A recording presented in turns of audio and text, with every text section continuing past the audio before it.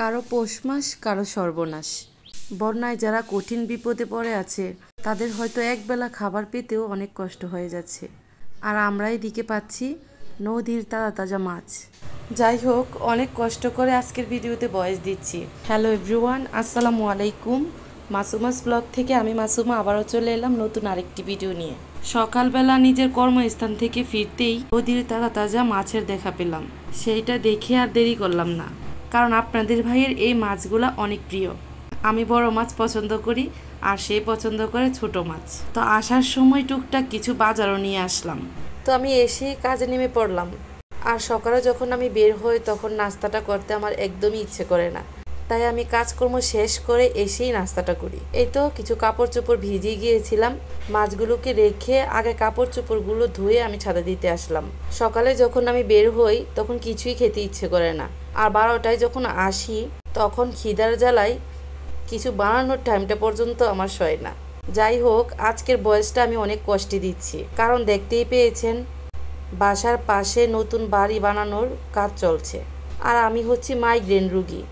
না আওয়াজ সহ্য হয়, না আলো সহ্য হয়, না ঠান্ডা না গরম।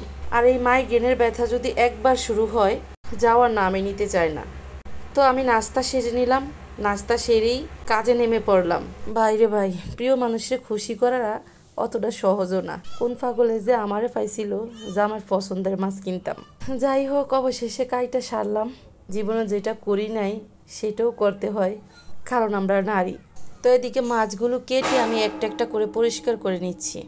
এই আওয়াজে আপনারা ভয় পাবেন না, এই আওয়াজ আমি সারাক্ষণই এখন শুনতে হয়।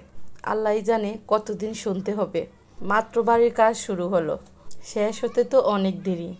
যাই হোক, আমি তেমন কেনাকাটা করি না। এই মাছগুলো তরতাজা দেখে আমার কাছে খুব ভালো লাগছিল, তাই কিনে নিয়ে আসলাম। কিন্তু এখন যখন আমি আমার মার সাথে কথা বলতেছিলাম, আমার মা বলছিল আমাকে নাকি ঠকিয়েছে। যেহেতু আমি তেমন কেনাকাটা করি না, আমাকে যা বলেছিল আমি তা দিয়ে নিয়ে আসছি। মাছগুলো সলিড থাকলেও টাকাটা আমার কাছ থেকে একটু বেশি নিয়েছে।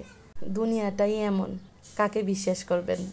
তো আমার মা বলছিল নিয়ে যখন এসেছি আফসোস করে লাভ নেই, কিন্তু সবচেয়ে বড় কথা অনেক স্বাদের মাছ ছিল। দুনিয়াটাই এখন হচ্ছে কাকে কে কিভাবে ঠকিয়ে বড় হবে। কিন্তু সত্য বলতে এভাবে কখনো বড় হওয়া যায় না, বরং আপনি আরও বেশি ঠকবেন।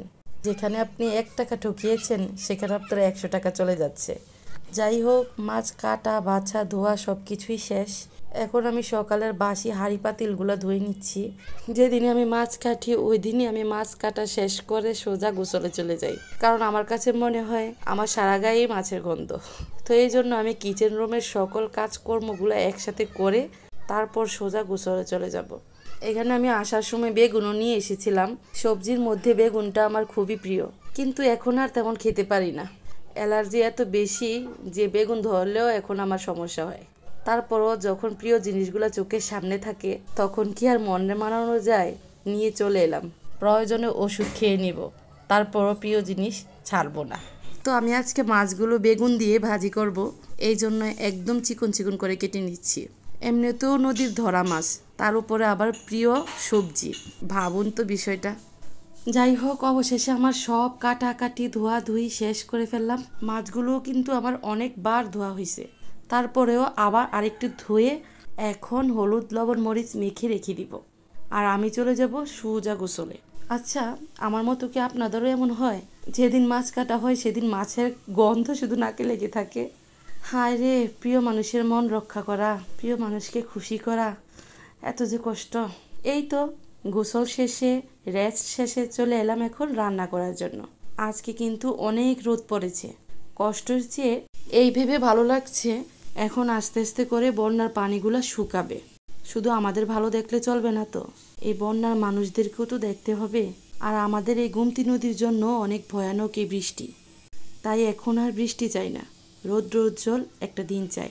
কার কার পছন্দ এই ছোট মাছ? আমার খাওয়া হয় কিন্তু পছন্দ না।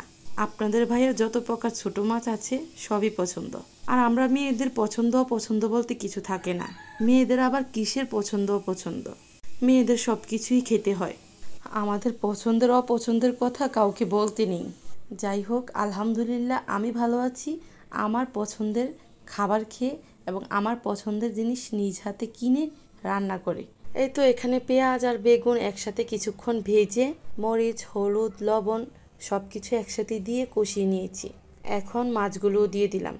বেগুন মাছ একসাথে তেলে ভেজে দিয়ে দিলাম পরিমাণ মতো ঝোল। আমাদের ঘরে আবার ঝোল ছাড়া হয় না। আপনাদের ভাই শুকনা খাবার খেতেই পারে না। আমাদের দুজনের পছন্দের অপছন্দের কোনো কিছুরই মিল নেই। সে যেটা পছন্দ করে সেটা আমি করি না, আমি যেটা পছন্দ করি সে সেটা করে না।